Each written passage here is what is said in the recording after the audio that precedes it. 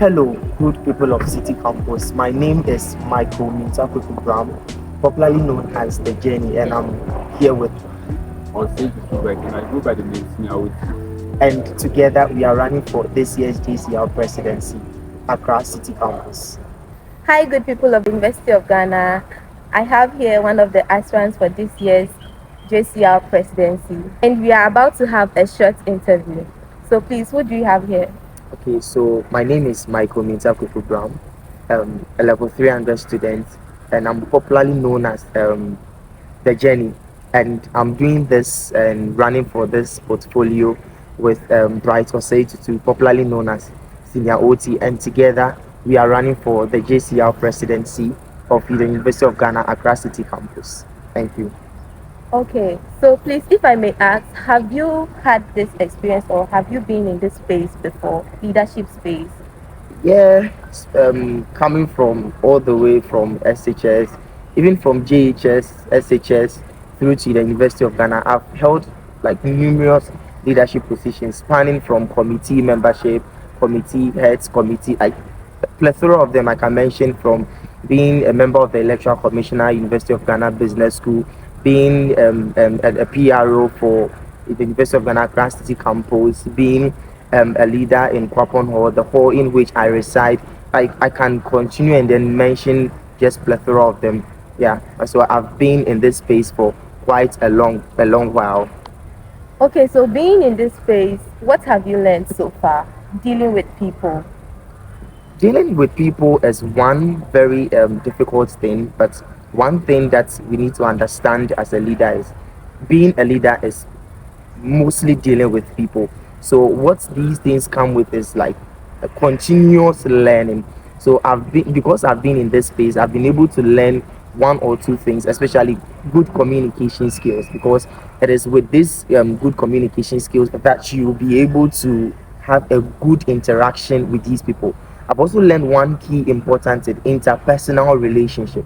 It is very important as a leader, because if you don't have that kind of interpersonal relationship, you wouldn't be able to lead the people, because you are dealing with different kinds of people, different cultural background, different ways of understanding things, different characterization of behaviors, and a lot of things. So these key things I've learned throughout this journey, and I'm so proud to have been in these particular leadership positions. Okay, thank you. What do you think are some of the opportunities and challenges that this position comes with? Challenges are there are huge, because first of all we are here to learn, and now you are trying to combine academics with leadership portfolios, because for me, being in this space have to be like a combination of the two, and it's not something that would say it's an easy thing. Sometimes you have to skip classes, sometimes you have to go to places, sometimes you have to go and attend to students and everything, and then that's one of the challenges. It's a very difficult thing combining the two of them. And then, just as I was talking about student behavior, sometimes you need to be able to deal with all these behaviors, and it's one difficult thing, because sometimes somebody comes to you and the mannerism to which the person talks is a very huge one, and then but then you have to know how to calm down to be able to speak to these people. So some those are some of the challenges. And then when it comes to the opportunities, I would say a lot of opportunities are actually in these, because you get the chance to interact with people you may not have gotten the chance to interact with. And one key important opportunity is the how far I've been able to groom myself through this leadership portfolios and then positions. Like just as I mentioned earlier, with the communication skills, with the interpersonal relationship.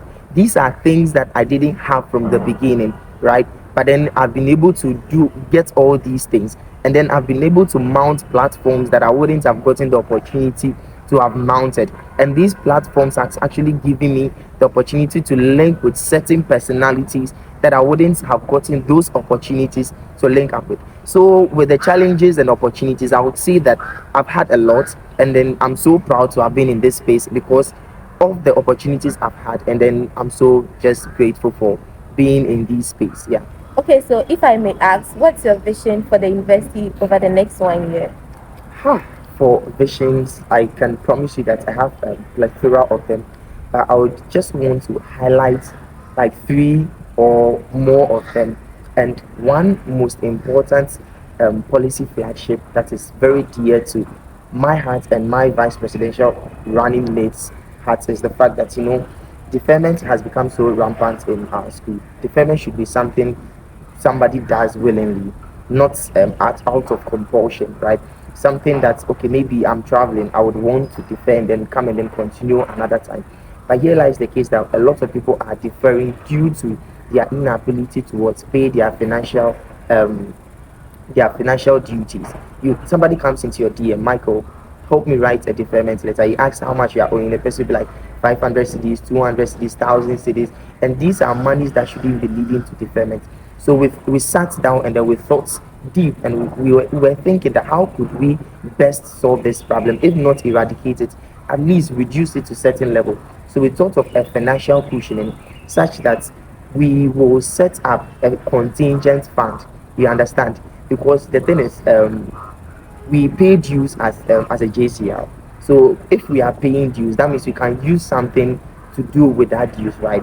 And what we can do with this dues is that we save a part of the dues, maybe a 30% of the dues, we save it in a particular account or fund where we can use to support these people. We cannot promise that we are coming to pay people's school fees, which is impossible, right? But then we believe that the little support we can push them, they can also come out and then shield away from this deferment. That's very important to us. And then in that, we're also thinking of this. So with the system of payment of dues, it started from 100% before you can register, right? Somebody was able to advocate from 100% to a 70-30. It came down to 60-40. It came down to 50-50. So we also believing that even with the 50-50, people are still unable to complete their fee payments. So why then don't we also advocate for more, such that we have a 40-40-20 payment, where at least from the beginning of the semester you're able to pay 40%, then from the second semester you pay the other 40%, then getting close to the end of the semester you pay the other 20, and then you are good to go. You still have your academics, you still be able to register for your courses. So we believe that if you're able to implement such policy, you will be able to reduce the rate at what people are deferring. Understand? And then one also important policy to us is the 24 reading hour rule. So it is like when we're doing our campaigning, going to places, what we're asking them is what are some of these issues that they are facing as students. And one thing that was really really rampant and then was really really trending amongst these issues were the fact that they are unable to read more. You understand? This is city campus. I think with the increasing number of people, there is a need to establish a 24-hour reading room that gives students the opportunity to be able to read at any length they want. Because most of the hostels, I believe, even all the hostels I've been to, do not have these reading rooms. I'm particularly a resident at city main campus, and then there is a reading room where I could read 24 hours. But because of security reasons, when they come here, when it's getting close to 10, they are being told to go back home, which makes it impossible for them to read at length. There has been complaints that city campus we don't do well, and I believe one of these causes is the fact that we are unable to read at length, because if you come throughout the day, as like you've come to do more of lectures and stuff, so most of us we get the chance to read more when it's in the evening. So I believe that establishing a 24-hour reading room is just imperative and important for city campus students, and it is something that we will really really work on if the nod is being given to us. And then finally, I would also want to talk about we've had a lot of accommodation issues as city campus students, and I believe it is time for us to advocate for more, such that this is University of Ghana. City campus is not separated from the University of Ghana. So what we are thinking is there are a lot of hostels on campus. That's main campus, University of Ghana, of which I'm even a resident of. We believe that it is time that we have a permanent quota at that place, especially even in the diasporan halls, such that students can confidently apply for accommodation there and then get it without any discrimination or bias.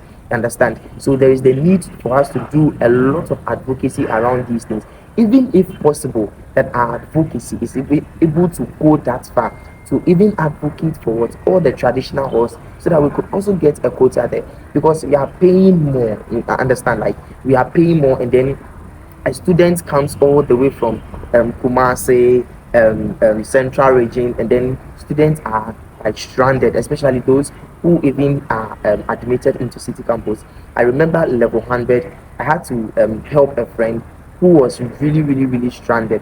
What could I do? I couldn't have done anything but to give my room to him for free, you understand, so that I could be coming from the house, even though I had accommodation, but I felt I was closer to the house. From house to school was a bit close, and he was coming from Kumasi, and then he was so stranded, he didn't know what to do. So I had to give my room for him for free for him to use. Then the next semester I came back, and then I started using my hall when he now had a place of abode. So I believe that it is time we advocate for these opportunities, and even making sure that all students who are in hostels, even around city campus, gain that comfortability that is needed, such that their welfare and everything in the hostel are really, really, really protected. That we will get in touch with all the management of those particular hostels to make sure that the welfare of students of city campus who are residents in those hostels are well catered for and then protected. Another policy is the student welfare, where you have something like the Wi-Fi connectivity issues on campus, which nowadays it is very difficult for students to access the Wi-Fi and using it. Now we realize it, and then we want to improve the Wi-Fi connectivity in such a manner that when you go to main campus, sometimes when you get to the entrance, you can see that the Wi-Fi is automatically connected. So this is what we want to implement on city campus, and also the network connectivity issues. Now, sometimes it is very difficult for you to access in your own network to the extent that the data that you are using, something that you use your own money to buy or to purchase it, you are not able to use it effectively. So we are planning on getting a Wi-Fi pole or a network pole on campus where students will have free access to it, and then they will be able to use it for classes and other stuff. One other thing that we are planning on doing is the security improvement on campus. Now we want to implement 24-hour scheduling on campus. And then here lies the case, city campus students do not reside on campus here. They are all outside campus. So it becomes difficult for them to get back to their various hostels. So sometimes students will be attacked and other stuff. So we want to improve the security conditions on campus in a manner that maybe we can engage management to employ additional security to ensure the safety of students on campus. Hello, ladies and gentlemen, and good people of the University of Ghana, Accra City Campus. My name is Michael Mitakuku Brown, and I'm with, and together we are running for this year's JCL presidency, University of Ghana, Accra City Campus.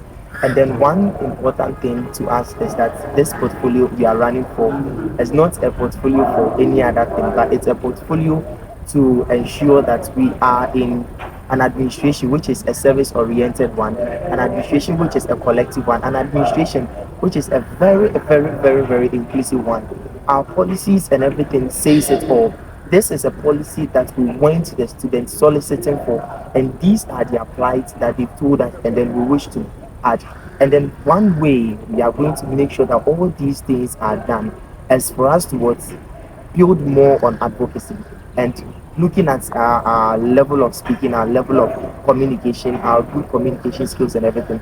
We believe that if we're able to meet management one-on-one, we'll be able to make lots of advocacy for the University of Ghana Accra City Campus. So, and give us the knock so that we will come and they will make sure that your interest and everything is protected. So come along with Team Might, journey with us with the senior overseer on campus, and your interest shall be one which will be upheld. Thank you very much.